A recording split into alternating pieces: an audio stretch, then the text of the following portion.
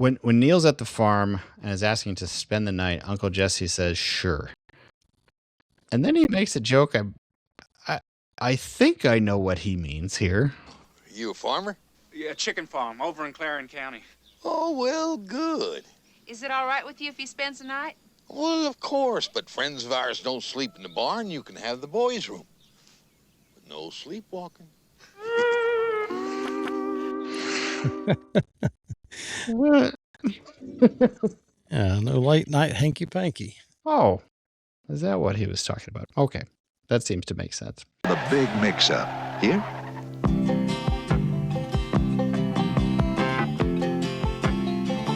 Just a good old boy. Up next is the Dukes of Hazzard review, presented to you like this show by Holly. This is Season 1, Episode 8, titled The Big Heist, written by Bruce Howard, directed by Bob Claver. Original air date, March 30th, 1979. And here's the show preview right here. Hazzard County has its big heist. Oh, shoot!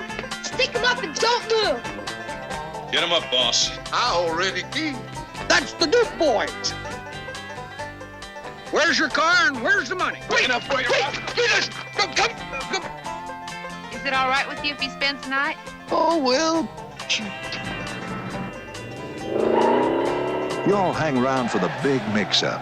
Here? There we go. Alrighty. A fantastic episode. For those of you that are brand new viewers and you've never seen this before, I am Rob Kibbe, automotive podcasting know-it-all. He is Bernie McPartland, automotive producer know-it-all. And he is Justin Corndog Cornett, actually knows it all about Dukes of Hazzard and everything you need about Dodge Chargers.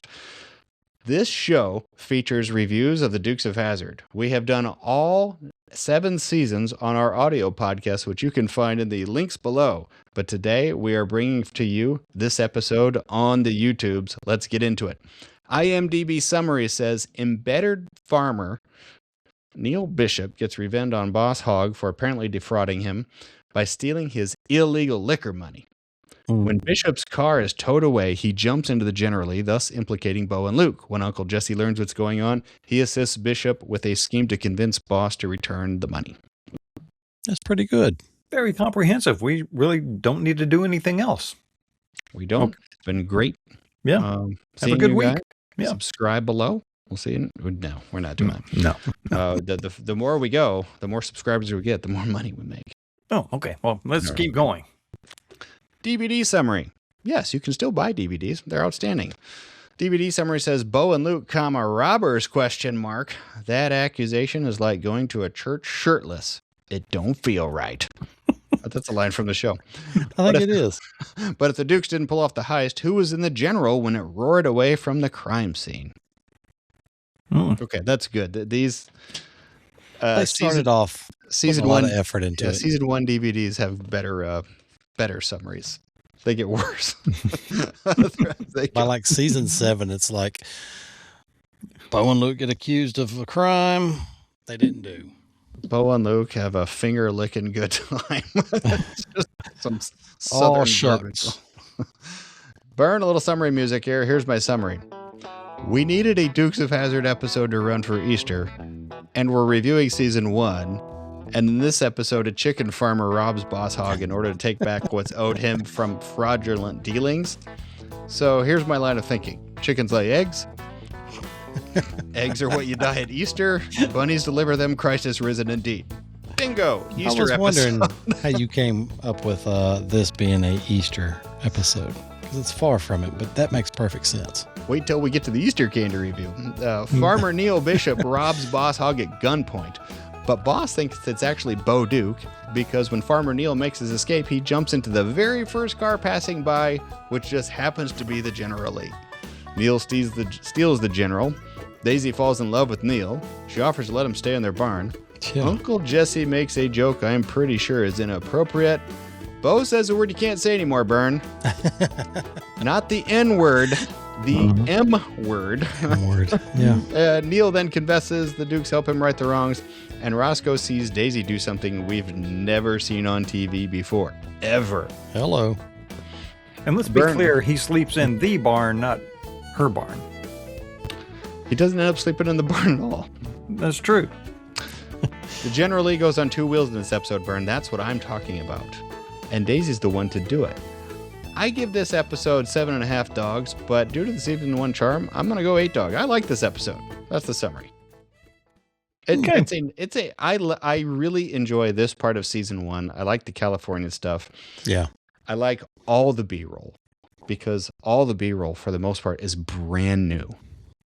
And in the later seasons of the Dukes of Hazzard, there's just always a lot of recycled B-roll and combo with new stuff. But this is every shot you see is new. Yeah. New, fresh. Like the first shot of the show with the General ripping through a corner coming up a hill. It's so perfect and clear. And you can see that it's got bias plies on the front. And it's just a look you don't get later on. And in addition to that, whenever you see in-car scenes with the actor, it's not green screen. Right. And I just truly enjoyed that. So one of mine, I have lots of technical questions here for you, but one of my questions is, when actors are in the car in this episode, are they being towed to where the front wheels are actually on the ground? Because you see the steering wheel spinning around, and like every now and then they'll kind of spike and catch it. Like they're kind of surprised. I believe they are. I know in Georgia they did tow the General behind the camera truck, and I imagine they probably did the same thing in early California, because like you said, they didn't do the green screen or whatever you call it, projection screen at the time. Rear projection. Yeah. And they were actually kind of driving the car to an extent, but not really. You see that when Daisy ends up driving the General Lee wearing a ski mask to pretend to be Bo, and like she's whipping the wheel around, and every now and then it'll fly backwards in her hand. She'll catch it. You see Roscoe do that every now. I wish they could have done that the whole series. I wish they would have done that the whole series, because it does bring a whole new element to it. It's better. It looks a lot better, especially with the technology that they had back then for projection screens. It just, it was a dead giveaway, especially when they're bebopping along and then the screen is showing a bumpy road or a curvy road and he's holding the steering wheel straight.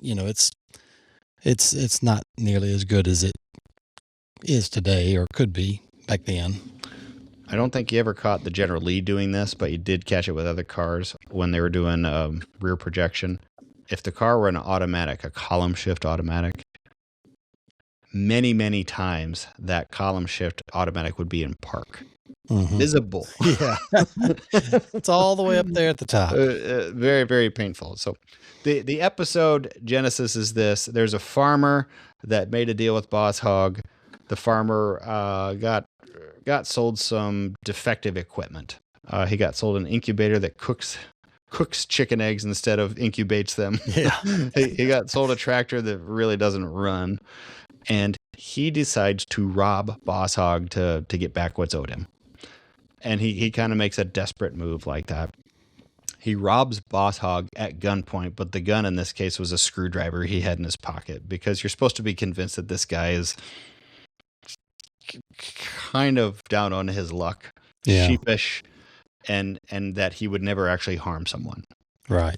He even makes a comment about he didn't intend on taking the full amount, but he didn't have time to count out what he was owed. So I mean, he's being somewhat honest there, in a way. Makes a desperate move. He pulls up though in an old Mercury, I think. Yeah, like a 60 model, 61 something. So Kirk, when you're doing the video edit, try to put in as many of these. I'll call out the minute mark as I can. But when this car pulls up, I want to say that we'll see this car again in a later episode, and it becomes maybe the Slammer car. Maybe. Ooh, I need to look at that. But yeah, because the Slammer car was red, which it's a quickie paint job. But that is interesting. I don't know if it's the same car. Well, when the General pulls up to the post office box, that's how the show starts.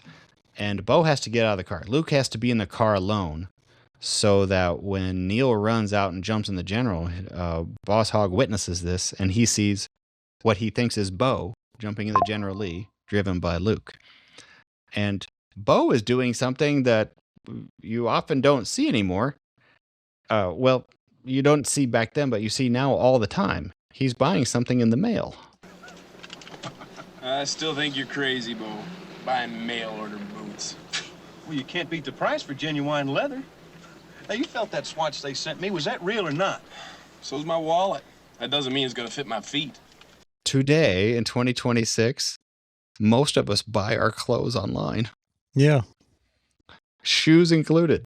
But these boots that he got, I guess they would be the equivalent today of like Temu boots. They're crap. Yes. Or what you used to find in the old back of the J.C. Whitney. Like a third tier supplier of bracketry of something like that. Bo's getting a set of new boots. That's kind of a funny clip there, but Neil goes in to rob Boss Hogg. Boss Hogg constantly announces that he is counting his illegal liquor money. That's the name of the money. The name of the money is illegal liquor money. How do you know it's illegal? Because he says it is illegal liquor money. Multiple times. But he lies to the guy, and I like that.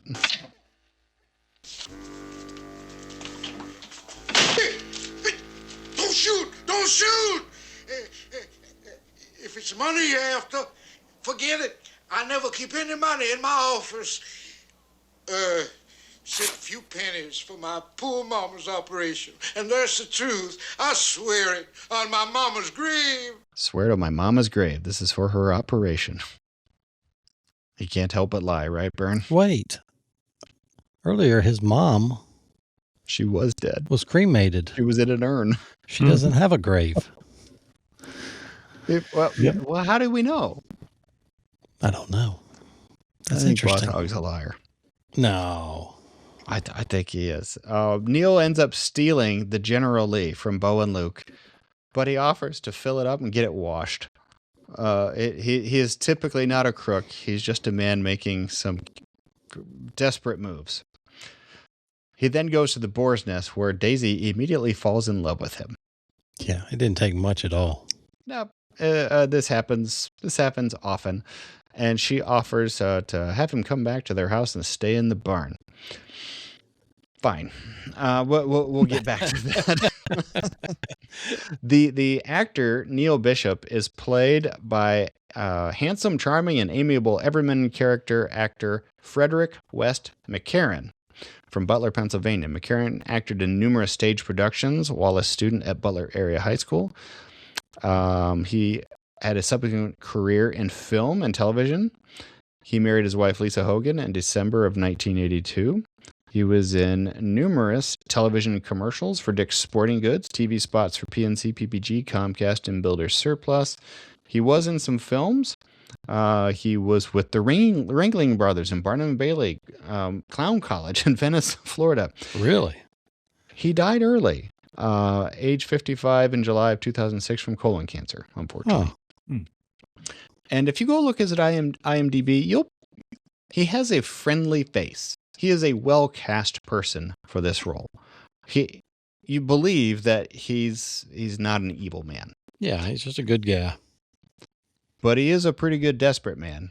And he does a great job making sure that when he's cornered, he hides at just the right time. He grabs a gun at just the right time. And he gets all of the Dukes cornered in their house with a shotgun on them. Every last one of them. Their own shotgun at that. Their shotgun. He gets all of them. And eventually he just has to confess and they decide to help him going forward. I thought he was a little too good at taking guns to be that innocent. What do you think? Who knows? Who knows? Who knows? As the episode rolls on, though, they got to help him right the wrongs. And that's when we get to see the General Lee finally do something pretty sweet. The General Lee is going to go up for the first time ever on two wheels. It's going to go on the right side. And as far as I know, the General Lee always goes on two wheels on the right side. Corndog, who was the stunt man who always did the two-wheel stunts? That would be legendary Buzz Bundy. Buzz still with us? No, he passed away not too terribly long ago. I'd say within 10 years ago. Buzz, as I recall, he did a lot of two-wheel stunts for a lot of television production. He did them for Knight Rider. He is pretty famous for being the guy that put the Mustang through an alleyway in one of the James Bond films. And it was a pretty tight alleyway, and I think he had to do it twice. And the guy that does modern day stunts is Jamie Smith. Yeah. And Jamie met Buzz, and I think still uses a piece of or all of his ramp. Yeah, he got to spend a lot of time with Buzz, and kind of became like, Buzz kind of became his mentor and kind of taught him the ropes of putting it up on two wheels. And so Jamie does it exactly the way Buzz did. And like you mentioned, he does use one of Buzz's original ramps. I don't know if he always uses it, but he still has Buzz's ramp. When Neil's at the farm and is asking to spend the night, Uncle Jesse says, "Sure." And then he makes a joke. I think I know what he means here. You a farmer? Yeah, chicken farm over in Clarin County. Oh, well, good. Is it all right with you if he spends the night? Well, of course, but friends of ours don't sleep in the barn. You can have the boys' room. But no sleepwalking. What? Yeah, no late night hanky panky. Oh, is that what he was talking about? Okay, that seems to make sense. Corn Dog, I like the part where Roscoe is chasing the General Lee, which is being driven by Daisy, but he thinks it's Bo, and he says they're driving better than they ever do. Yeah.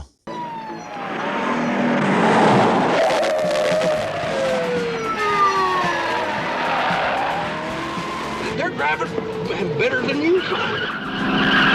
Whoa! And then they put up on two wheels, and he says, "I've never seen them do that before."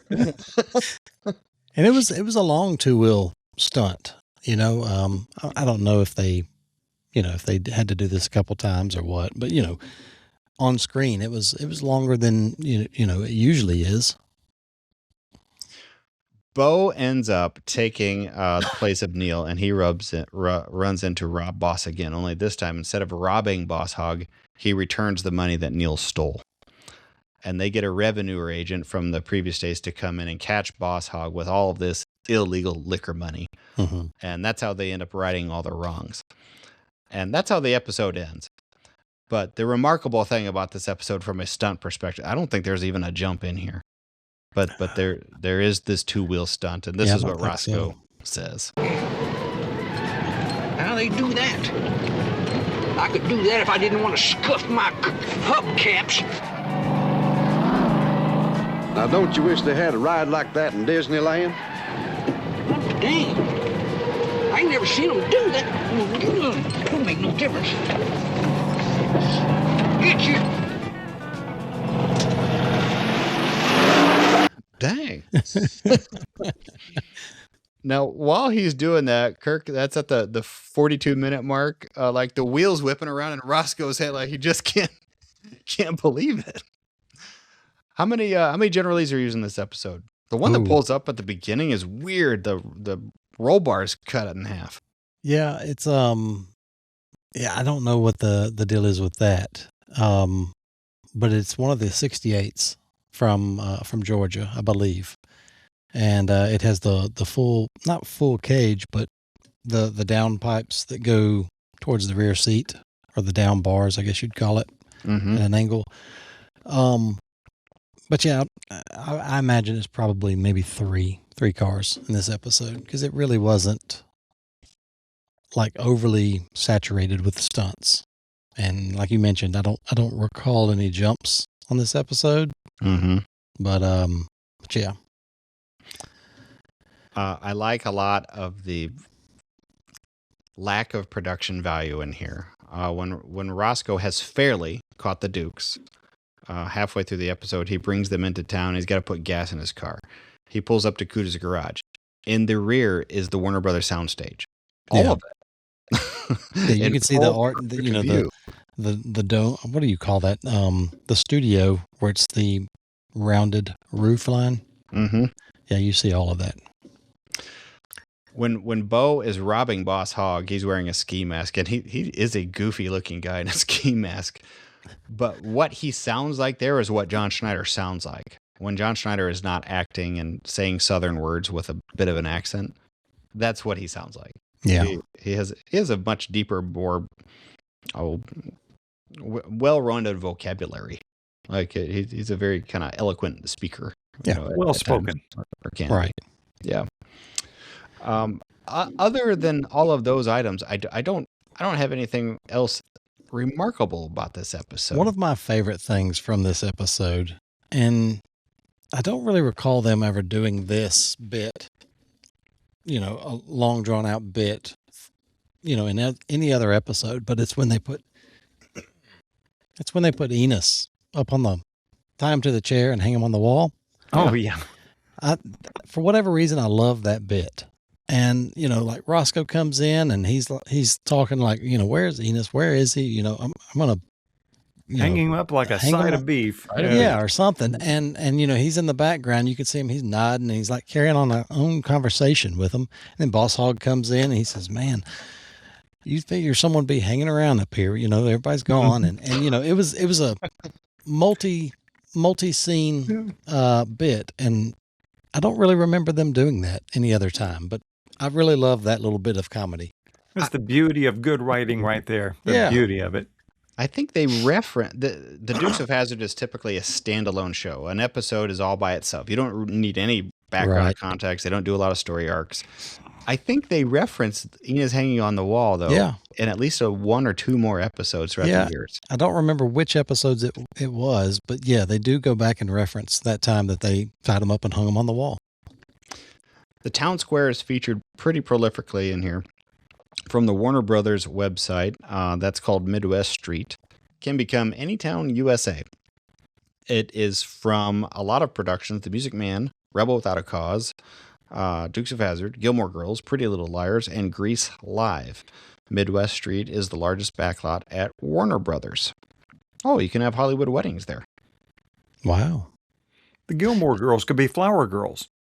Good. That'd be all right. I think, if I'm not mistaken, John Schneider's first wedding, it was during the Dukes. If I'm not mistaken, he actually got married there on the town square and invited, his other cast members to the wedding. And I'm almost positive it was there at the gazebo in the town square. Yeah. I want to say this was like 1984. Was his flower girl Daisy? See what I did there? Ah, yeah. We see. Yeah. You Googling it, huh? Is there anything else you want to cover before we get to our Easter candy review in celebration of season 1, episode 8? You got to talk about the water gun bit. Go into depth. Oh my gosh, you guys didn't see it. Didn't see because what? You had brought it up by now. Oh my goodness. I can't believe this. I have something on you guys. Oh no. What is it, Bernie? Well, I'll tell you when you ask our review. Bernie, what's your review? I give it 9 Daisy country cooking corn dogs.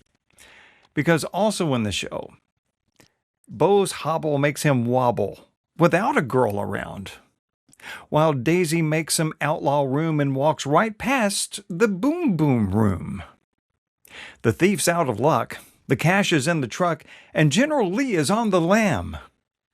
The dog's roadrunner makes Jesse's run funner to go see the boys in town. The boys escape through the impound gate, but wait! Is that a door open on the General Lee? Yeah. Well, the right side door? The right side door. It was a click, like one click instead of both. Yeah. Yes. Well, all is well that tends to end well, and that's all I've got to say, you see. Okay, they have that cracked all the time. We you get a 9. You liked it that much? That was good. Great driving, good camera angles. Daisy grows man hands during her driving sequence. It's awesome. Lots of good camera angles. One of Corn Dog's favorites, where you're mounted on the door, looking forward at the left front wheel, and it's just cranked full tilt both ways. And Bernie does mention the Daisy Roadrunner. We do get to see, the original Roadrunner, and Uncle Jesse drives it. And I like the interior shot of him driving, because you can see the you can see like the on the ignition switch, they've got the keys in the ignition, of course, and there's like a little Roadrunner, I'm guessing a Roadrunner key fob, one of those old leather key fobs hanging from the key cylinder. That's probably the best interior shot of that particular car. And still trying to figure out that sticker on the front bumper. When he does leave the farm and drives past the camera, you get a pretty decent shot of that sticker on the front bumper, but I still can't make out what it is. What is this your favorite Dukes car lineup? This particular one? What do you mean? So generally pickup truck and this Roadrunner? In that order? No, like so in later seasons, we'll have a satellite that takes place of this Roadrunner. Mm-hmm. And then in later seasons, there'll be a Jeep that takes the place of the satellite. Is this the Duke family vehicle lineup that you like the most? Oh, okay. The era of vehicles. Yeah. I would say yes. Yeah, because in Georgia, he has a step side pickup. And those just always kind of look funny to me. But yeah, this era, I believe it's a long bed F-Series truck. But yeah, this is the ideal lineup of vehicles. And Cooter didn't make an appearance in this episode either, did he? He did not, but there was a Cooter's tow truck wearing a sheriff's badge on the side. Yeah. And I was kind of curious about that one. I was trying to think of which vehicle he was using at the time. But yeah, I like this era of vehicles across the board. Well, before they go to the AMC police cars, the Matadors, I definitely did not like those. So this I can't remember. I don't think he had the AMC in this episode, did he? No, this is back to Monaco's. So it's a short little window of, Georgia cars and no AMC Matadors. For the record, we've reviewed this episode one other time on the Kibbe and Finnegan show. That was episode 7 in August of 2016, 10 years ago. So we have not dusted this one off for a good solid 10 years. We'll end with this. Bo says the M word. And we're not going to say the M word, but he does, because at the time you could say the M word. There was a child that had held up Roscoe with a pistol, and Bo and Luke convinced Roscoe that the child was not a child. He was a little person. Small person. A little person. Stick him up and don't move. Will you go away, little boy? Quit messing with me. I gotta get some gas in this car here. I'll shoot if you don't put up your hands. Attaboy, partner. Keep him covered. You got that money hidden in a safe place? Yeah, I put it where nobody will find it. Don't turn around, Roscoe. No. He means it. You mean to tell me that little brat's got our pistol? Now, don't rile him, Roscoe. Now, he means business. That's just like you, Duke boys, leading a little boy into a life of crime. Does your Uncle Jesse know you're doing this? He ain't a little boy, Roscoe. Ain't. No. Man, boy, is he ever mean. Me. Referenced by the M word, and they got away thanks to the person. This is a little era of Dukes that is very rare. It's late in season 1. I kind of cherish this one. My favorite seasons are later, but some of this era of season 1 I dig a lot. Let's get to the 2026 Easter Candy Challenge. Now, for those of you that are longtime listeners and viewers, we started this last year. We tried to eat every version of Reese's Easter products that are out there. And one listener in particular said, please never do that again. It was disgusting. and that person was right, because we got sick. Literally sick. I almost got burned on Reese's. after that episode. You just can't eat that much. All right. So Yeah. instead of doing an Easter meal of candy, here's what we're doing this year. I think we agree across the board that a Reese's peanut butter egg is the perfect. That's a 10. So each of us have one of those. Mhm. Two of us have one of those. Two of the Bernie's got a different one. I have corn dog. This is my perfect size to 1.2 ounces. Is that what you have? 1.2. 1.2. Okay. My stand-in is the Reese's Valentine egg, which is very similar in proportion chocolate to peanut butter. So I'm going to go with that. Okay. Each of us have 2 more Easter candies to share with the other, but go ahead and grab a bite of this. This is a 10. And everything else gets compared to that. So the Reese's egg. Here in the hot shop, it's actually kind of, not melted, but on the verge of being melted. This was frozen when I started. This was frozen when I started 2-3 hours ago. Okay. That's a 10. Mm-hmm. All right, Burn. You can go first. What's the next thing you have? And then you got to give it a ranking 1 through 10. No 7s. By the way, we can't do no 7s on this. 1 through 10, no 7s. No 6 7s? No. Okay. No 7s. You can do a 6. Okay. This one is kind of a mystery candy to me, but it came in a pack of Easter candy. This one is a carrot cake-ish round candy. It's white. It's round, as I said before. Looks like a little bomb with a little thingy on top of it. Let's try it. 1, 2, 3. It's solid white chocolate in, and it tastes exactly like a piece of carrot cake. What's the brand? I only have one pair of glasses, and it's dark in here. Had 2 earlier. There goes that sponsor. Mm-hmm. If you must know. Brock's or something? Lindor. Lindor. Oh, okay. That's good. Not the Lindor carrot White cake chocolate. ball? Lindor white chocolate tastes just like carrot cake. Easter treat. Delicious. Okay. All right. What would you give that on a 1 to 10 scale, no 7, knowing that a Reese's product is a number 10? I'm going to give it a fairly high rating because I'm not a carrot cake guy per se, but this is very good, very creamy, very rich. I'm going to give it up next to the Reese's probably 7.5. Okay. 7.5. We'll go 7.5 is fine. Just no 7. No 7s. All right. Corn dog, what do you got? What's one of your... Well, I don't have to eat these, but this is the honorable mention.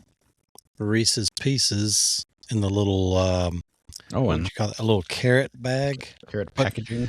Yeah, but the thing is whether it's just the packaging. So I got them because I like them. I love Reese's Pieces, but you can't use those. So I went with, I believe these are only available right around Easter, the Starburst jelly beans. Oh yeah, and these are really good. So okay, yeah, so you have cherry, orange, strawberry, lemon, green apple, and grape.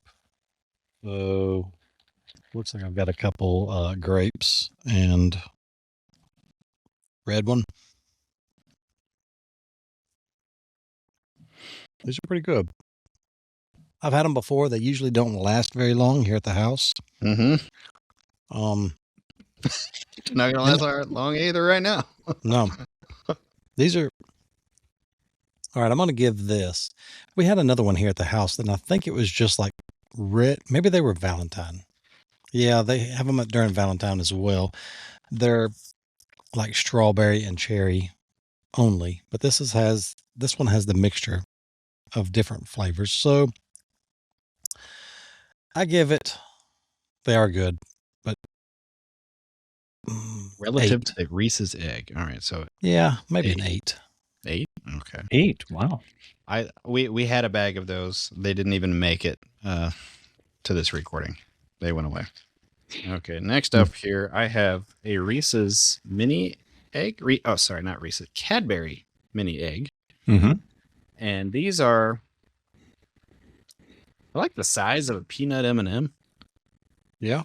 But they all have like this candy powdery coating on them. And inside. Oh, I remember those. Just kind of like malt balls, kind of. Like a Whopper. Careful. Was it more way better? M&M-ish?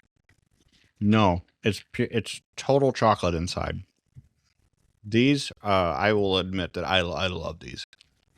It is hard not to eat the bag of these. Man, y'all both have bags of candy there. That must be like $45,000 worth of chocolate on the podcast here. No, maybe. Relative to the Reese's egg, this is a 9. Wow. I like these a lot. We do get those usually every year. We haven't gotten any this year yet, but those are really good. Okay, Bern, what's your final? My final one is a shock. I had no idea this existed. Well, I did, but I didn't have the guts to try it. And here it is. CD, this is for you. This is a Justin's brand organic peanut butter cup. You lost me at organic. I've had Well, organic. I may have. I saw it and I couldn't resist. I would never buy this on my own, but this is in the name of podcast greatness and science. So I'm taking notes here, Joe. Justin's organic peanut butter cup. And it was frozen when we started. It's somewhat melted now. Comes in the same kind of little signature cup. The peanut butter is probably I don't know what's organic. Is it the peanut butter or the chocolate or the wrapper? We don't know. The peanut butter is going to be like kind of grainy tasting. Let's find out. Oh, like healthy, good for you? No, like not sugary? Not smooth. Like gritty. That is not good. The chocolate is dark. It's supposed to be imitating some kind of dark chocolate, but it doesn't play well with whatever is in the center. I don't want to bash the company, but it's not what I was ready for. And compared to our control substance, maybe a 4. Maybe a 4. Now, is it by chance gluten free, or that may do it? Serving celiac market? It just says organic. I didn't read any further. I saw Justin and I saw organic, and I thought I cannot leave without this. Okay, we'll go with a 4 on that. But if that's your bag, or it serves some other need that we don't know, more power to you. No, it was just for fun. Okay, just for fun. Here's my final one: a Kit Kat bunny. So I do like Kit Kats. Yep, for sure. And I'm going to assume this is just a Kit Kat in the shape of a bunny. Oh, okay. It is. It's a bunny. Mm-hmm. But you don't split the bunny down the middle. That'd be more fun. Welcome.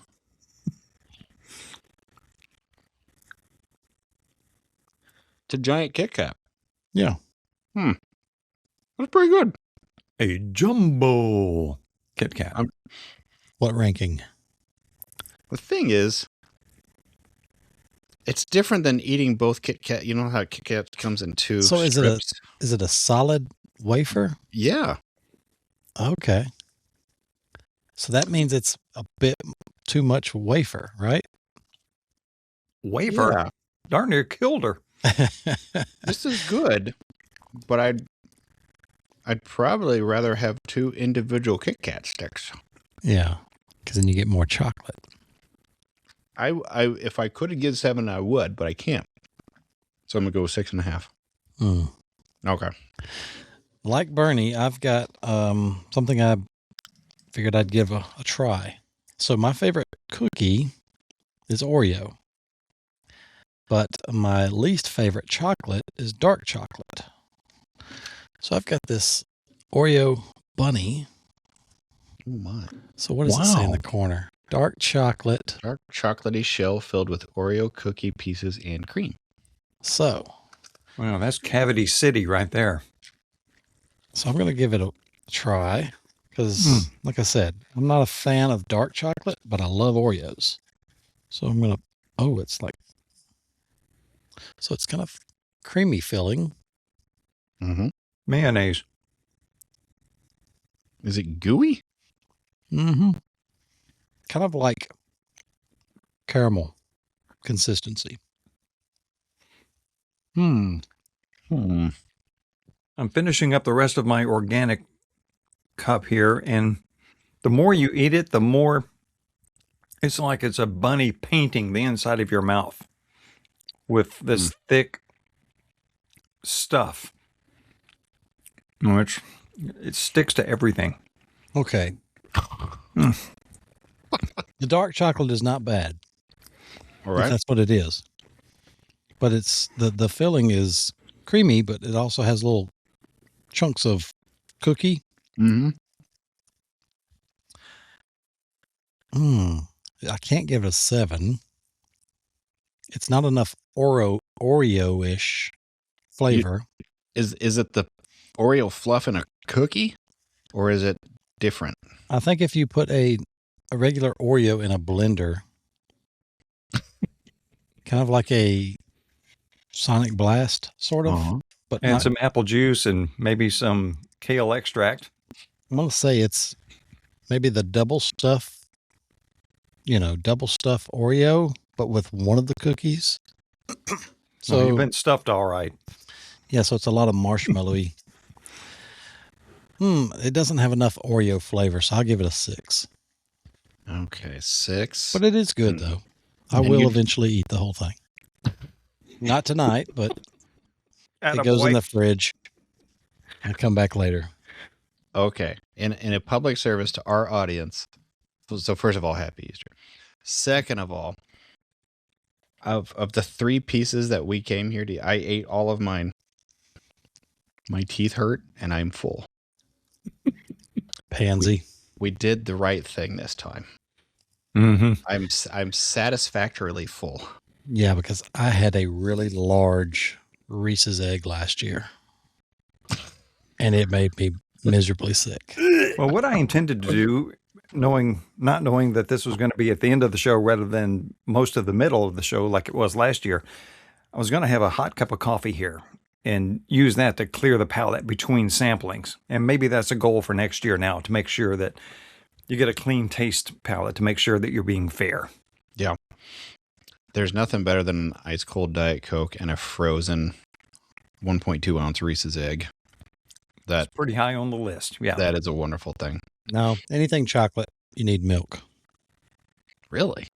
Yes. Man. Well, to each his own. Say, for all of you listening, Easter is actually about the resurrection of Christ. So from us to you, happy Easter for the real reason of the season. If you enjoyed this podcast and you want more Duke stuff, we're told that the way the algorithm works is we're supposed to tell you that, and that you should go here or here or here or wherever the extra links are to more Dukes episodes. We've reviewed lots from season 1 so far, and there'll be plenty more to come. Next week, as a little preview, we should be having stuntman Corey Eubanks on this show. Ooh. So get prepared for that. That should be a good time. Well, is there anything else before we go? I think the chocolate gods have spoken for all of us. Just enough. Indeed. Make sure that you subscribe on YouTube. Join us on Apple Podcasts. All the links are what you'll need below. We'll see you next time. Bye-bye. Happy Easter. Later.